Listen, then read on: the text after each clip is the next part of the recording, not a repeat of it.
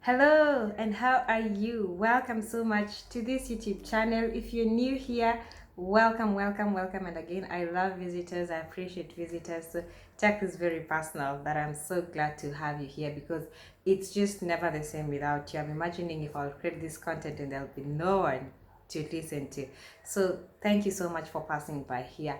To my usual crew, I appreciate you. Bigger for your support. Thank you so much. Yeah, you're doing an amazing job.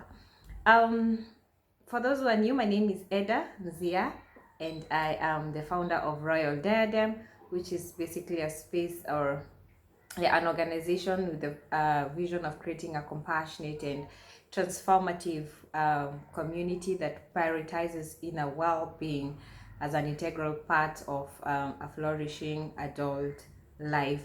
And part of what we do is actually just have conversations that we actually don't get to have anywhere else on, or yeah, that touch on us as human beings and what we do and basically just who we are.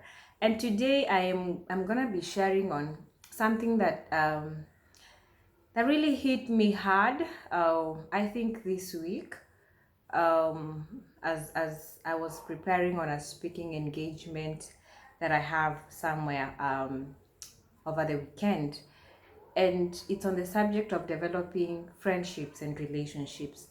And it hit so hard for me because for the longest time, the people in my circle have been telling me, you need to build your girlfriend's network, you need to have friends around you. But that thing really didn't, ni zile zinaingilia hapa zinatokea hapa zikienda for us who are Kenyans. But it's really something that I think we need to be intentional about, because for me, the subject of friendship is something I think I had never been so intentional about, especially when it comes to the bit of pursuing them. It's something that has been quite a challenge, and I have been just comfortable being by myself. And yeah, and no matter how much people around me try to paint the picture in the long run of what of the importance of benefits of friendship, somehow I couldn't get it until, of course, this week when when I was preparing for this.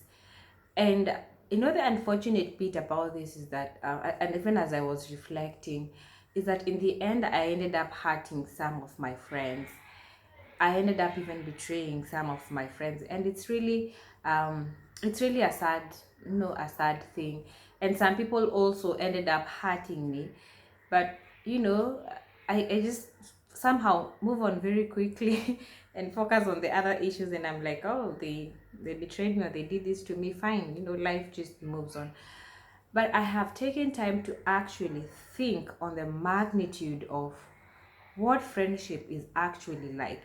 And for me, as an individual and as a person, for me to actually see the weightiness of something, I always go back to the scripture to see what does the scripture actually say about this particular subject. How much does the scripture actually emphasize on this? And so I went back to the scriptures, the Bible, to look at the life of Jesus and his friendships, and what were they like, and what do we learn from him on friendships, so that I come back and see or gauge myself, where am I in this journey, and what am I actually doing when it comes to friendship. And so this is what I actually discovered from the life of Jesus and his disciples, and even the other friendships that he actually had, that I am personally picking. And that is why I'm also sharing with you, for you to gauge yourself and see how far are you when it comes to this journey of friendships. What are you bringing to the table as a friend, or yeah, what are you actually bringing to the table? Because I have been in spaces whereby much has been shared, and many people will actually talk about how people betrayed them, how their friends turned against them. But do we ever really get to the point of asking ourselves, what kind of a friend was I actually in that particular space or season? What did I bring to the table? What did I serve my friend? What kind of a friend was I to so and so? So I think it's a question, it's a profound question that we really need to ask ourselves, and even to the other people who struggle with friendships and so on and so forth. So one thing I found from the life of Jesus is that, one, friendship is an invitation. There is no way that somebody will be your friend without them inviting you into their life, or you inviting them into their into your own life.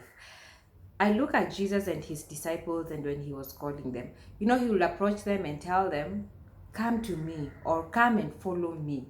That by itself was an invitation. And the disciples of Jesus, they were not just disciples, they were the friends of Jesus, by the way. That is why Jesus had them closest to him. You can't have people who are closest to you if they're not your friends.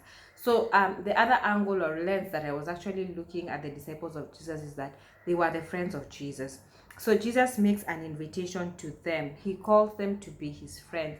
And then they walk in a journey of cultivating their friendship. And of course, among us, the 12, among us, the disciples, still they are the ones, there are others who are even closer to Jesus than others.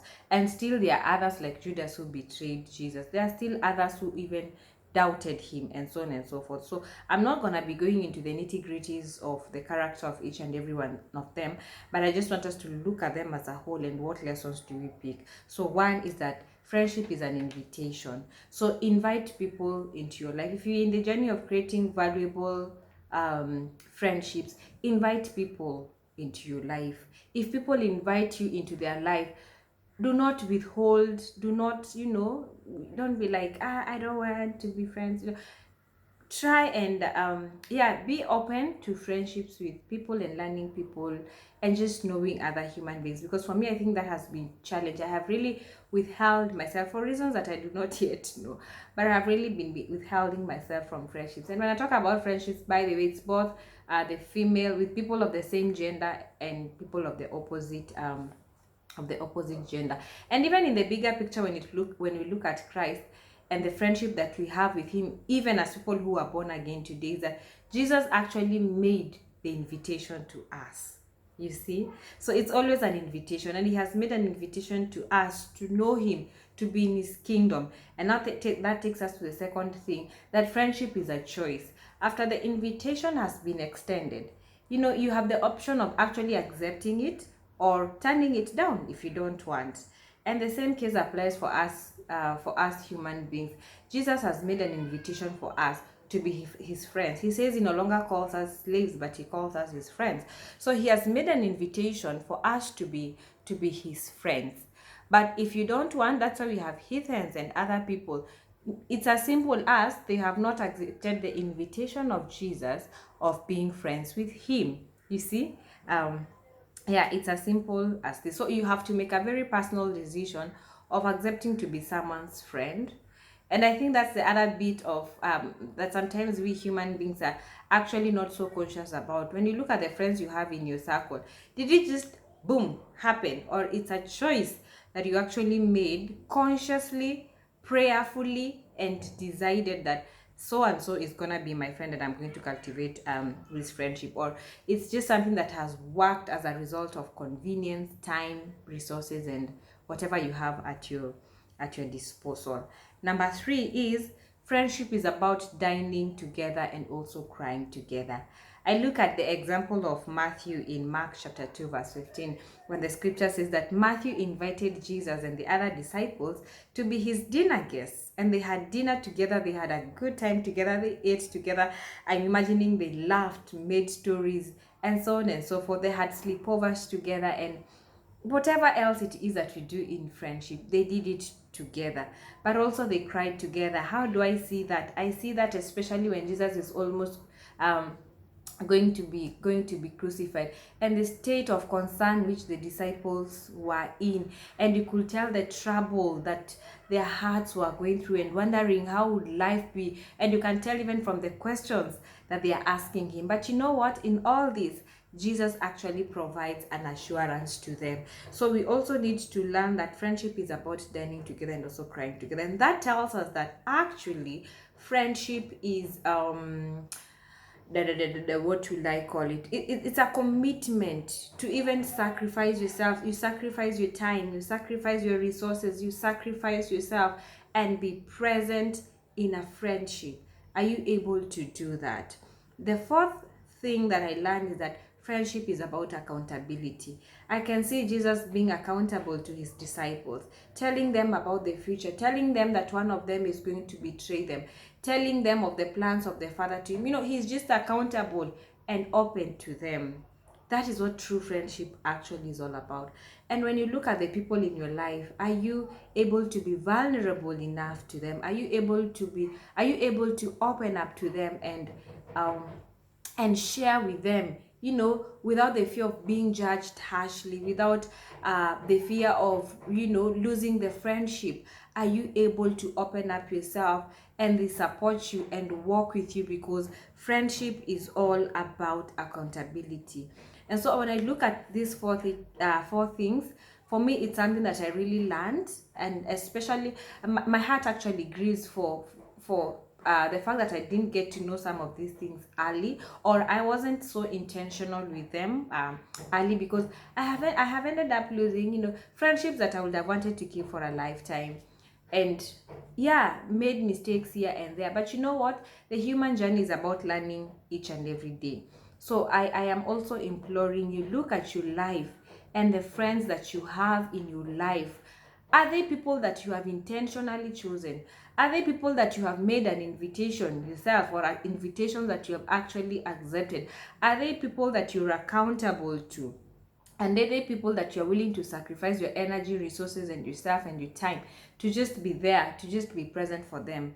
And also ask yourself, what kind of a friend am I? Don't be the type that just takes away and takes away and takes away and never feels the other person. And of course, even as I share on that, I need you also to remember there are different levels of friendships. Of course, we have the acquaintances, the people that who are just like, colleagues, schoolmates. It just ends at hi, and there's nothing else about that. How are you? I'm fine. And yeah, it just ends at that. And then of course we have the other category, which are the close friends. The people who we have gotten a little bit closer with, we can share a little more with, we can open up a little more with, and just explore life together. We have shared values, shared interests together, and so on and so forth. And of course we have the intimate, or the intimate friends, the ones that we actually call the inner circle, who are very few, just like the close friends. Also, they're not so many. So I need you to ask yourself, who is in your inner circle? All right. And most times they're actually one or two people. Who is your close friend? There are usually not many people. And even when we look at Jesus and the 12 disciples, also from the lenses of friendship, you're able to tell that John actually seems to be the one in his inner circle. The things he shares and the things he also speaks about him. There's a lot that we get to see about John being closer to Jesus than even the other than the other disciples. Then of course, in the close circle, we get to see, like for instance, the ones that he picked and went to the mountain to pray with. They also reveal something about the level of friendship that they had with Jesus. Why didn't he call those others, but he had to call these three to go with during his transfiguration? So that also helps us see on that category of people. Of course, now we have the 12 disciples, who are just friends. And then there are the crowd, the acquaintances. Then we have the crowds, who is just anybody else who is following Jesus. So look into your life and actually ask yourself, where do I really lie in the life of the people whom I call friends, and also the people who are in my life that I call friends? Where do each and every one of them lie, and what am I bringing to the table as a friend? I thought that is really profound to share. If you're younger than me, please learn from this and build a friendship, because friendships are valuable. Friendships mean a lot, and friendships, you know I don't even have the right words to say, but friendships are really key, and they're really, really important. Until next time, goodbye, and remember to like, subscribe, and share with the people in your circle. Cheerio.